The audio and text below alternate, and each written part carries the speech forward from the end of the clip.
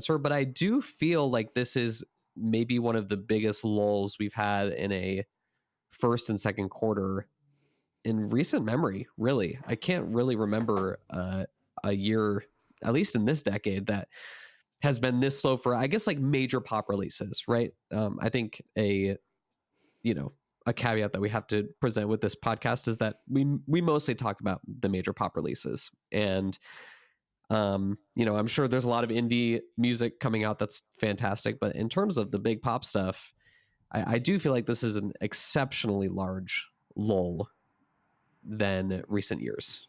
Yeah, I completely agree. And yes, it is true that we're just kind of waiting around because so many people dropped last year. But I also think, and I do want to talk about this briefly, this is a sea change right now in the industry as a whole. A lot of the legacy acts from our youth are kind of tapering off or not hitting the same heights that they used to. And meanwhile, we've had up until last year a dearth of young talent that are filling the void.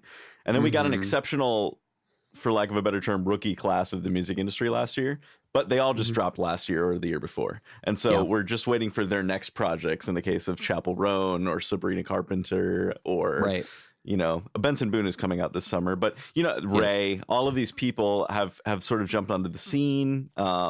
And we're just kind of waiting for their next thing. And meanwhile, there's just not enough to fill the void there. It'll be a cool year, I think, to discover some more indie projects, some things that are, a little bit farther back in terms of the public eye. But yeah, as far as major marquee releases that are being labeled or that are being pushed by labels that are being heavily marketed, this is a pretty rough season right now. Yeah.